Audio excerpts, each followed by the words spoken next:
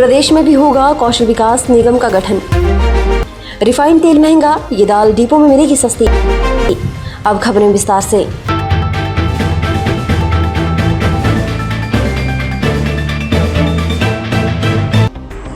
मटौर शिमला 4 लेन के निर्माण की कवायद तेज हो गई है। कांगड़ा की रानीताल से हमीरपुर तक 1146 करोड़ की लागत से 4 लेन बनेगा। इसका काम नागपुर की एनजी कंपनी को सौंपा गया है। 37 किलोमीटर लंबे 4 लेन के इस दूसरे चरण को एमओयू साइन होने के बाद 2 साल के भीतर बनाना होगा। इस मार्ग को double lane with paid shoulder बनाया जाएगा। इसमें 2 पहिया वाहनों के लिए दोनों और अलग लेन होगी। मटौर से रानीताल तक के पहले चरण के 4 लेन की टेंडर प्रक्रिया पूरी हो गई है। कोरोना काल के बाद मटौर शिमला 4 लेन के निर्माण के लिए भारतीय राष्ट्रीय राजमार्ग प्राधिकरण ने तेजी ला दी है। हिमाचल प्रदेश में 4 नए औद्योगिक क्षेत्रों में अब नए उद्योग स्थापित हो पाएंगे। प्रदेश के लिए पहले मेडिकल डिवाइस पार्क के लिए सरकार ने 1917 बीघा जमीन दे दी है। हाल ही में केंद्र सरकार ने प्रदेश को मेडिकल डिवाइस पार्क स्थापित करने को मंजूरी दी है। इस पार्क में मेडिकल क्षेत्र में उपयोग होने वाले उपकरणों का उत्पादन किया जाना है। सोलन जिला के नालागढ़ क्षेत्र में नए औद्योगिक क्षेत्र अधिसूचित भी कर दिए हैं। केंद्रीय खेल मंत्री अनुराग ठाकुर ने कहा कि अगर प्रदेश सरकार जहां जहां भी जमीन देगी वहां पर क्रिकेट स्टेडियमों का निर्माण किया जाएगा। नाहन के माजरा में हॉकी एस्ट्रोटर्फ की शिलान्यास के बाद अनुराग ठाकुर ने कहा कि टर्फ का निर्माण जल्द से जल्द किया जाएगा। यहां खिलाड़ियों के लिए हॉस्टल भी खोला जाएगा। खिलाड़ियों को प्रशिक्षण देने के लिए हर 3 महीने में 1 हफ्ते के लिए देश का बेहतर कोच यहां सेवाएं देंगे। इसके अलावा पांवटा साहिब इंडोर स्टेडियम का निर्माण किया जाएगा। केंद्र सरकार ने महज 1 साल की अवधि में देश भर में 450 कोच नियुक्त किए हैं।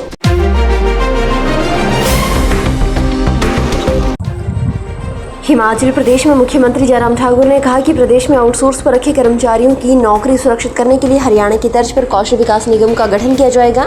इससे आउटसोर्स पर काम करने वाले कर्मचारियों की नौकरी काफी हद तक सुरक्षित हो जाएगी। बद्दी में विद्युत बोर्ड के तकनीकी कर्मचारियों के वार्षिक अधिवेशन समारोह में मुख्यमंत्री ने ये बात कही।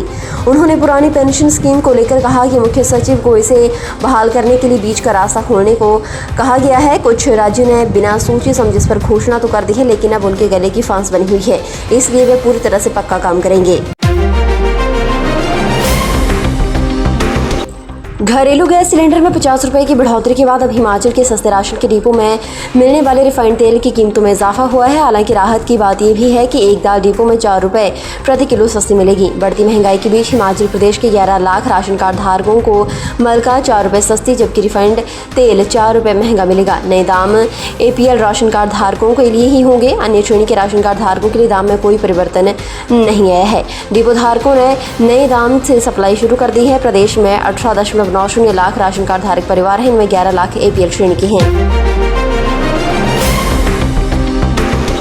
धर्मशाला के तपोवन स्थित हिमाचल प्रदेश विधानसभा परिसर के गेट के बाहर खालिस्तान के झंडे लगाने के बाद पुलिस ने प्रदेश में हाई अलर्ट घोषित कर दिया है और प्रदेश की सीमाएं सील करने का आदेश दिया है। आपको बता दें कि DGP संजय कुंडू ने ADGP, CID, IG और DIG रेंज जिलों के SP को जारी निर्देशों में कहा है कि वे जिलों में अंतर्राज्यीय सीमा को सील कर दें।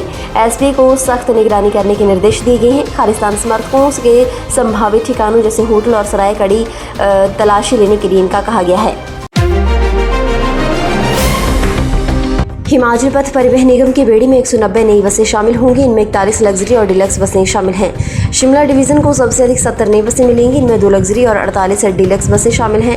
धर्मशाला डिवीजन को 47, हमीरपुर डिवीजन को 40 और मंडी डिवीजन को 33 बसों की मई में ही सौगात मिलेगी। पहले चरण में 190 नई बसों की अलॉटमेंट 4 डिवीजन में होते ही परिवहन निगम के अधिकारियों के चेहरे खुशी से खिल उठे हैं। प्रदेश में परिवहन निगम के 31 डिपो को नई बसें करीब 4 साल बाद मिल रही हैं। भारत और हिमाचल प्रदेश के किन्नौर जिला के अंतिम गांव छितकुल में जन औषधि केंद्र खोला जा रहा है। जन औषधि केंद्र को छितकुल में खोलने का मुख्य कारण देश की सीमा के अंतिम छोर पर भी 50 से 90% तक बाजार से सस्ती जेनरिक दवाइयां उपलब्ध करवाना है। छितकुल समुद्र तल से 3450 मीटर की ऊंचाई पर है। किन्नौर जिला में स्थित ये बसपा घाटी का अंतिम और सबसे ऊंचा ग्राम है।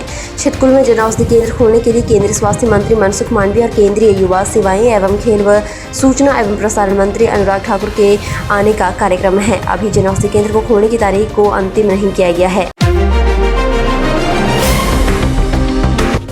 धर्मशाला में ग्रीष्मोत्सव के आयोजन को लेकर कदमताल शुरू हो गई है। अगले महीने 2 से 11 जून तक चलने वाले इस उत्सव का आयोजन किया जाएगा। अब की बार ये उत्सव 8 साल के बाद आयोजित होगा।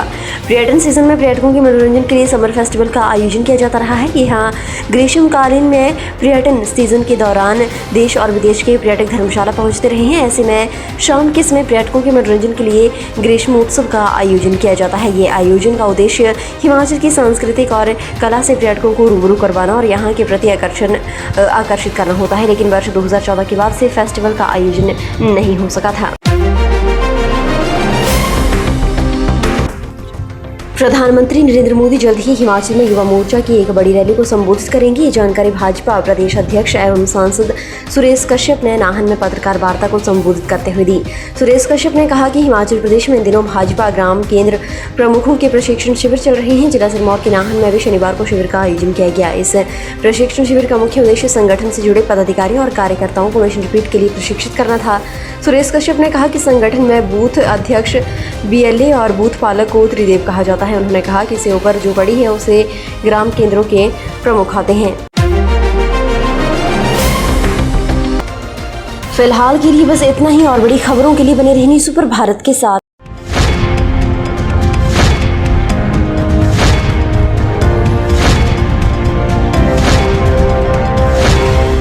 न्यूज़ सुपर भारत आप तक पहुंचाएगा हर खबर सबसे पहले।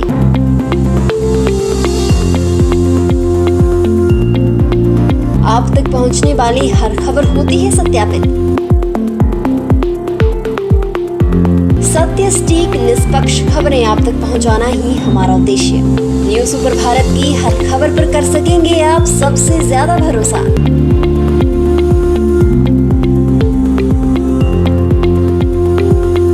न्यूज़ सुपर भारत, नया उभरता भारत। हर खबर निष्पक्ष दिखाता है news super Bharat. News super Bharat से जुड़ने के लिए फॉलो करें हमारे फेसबुक पेज NSP न्यूज़ को।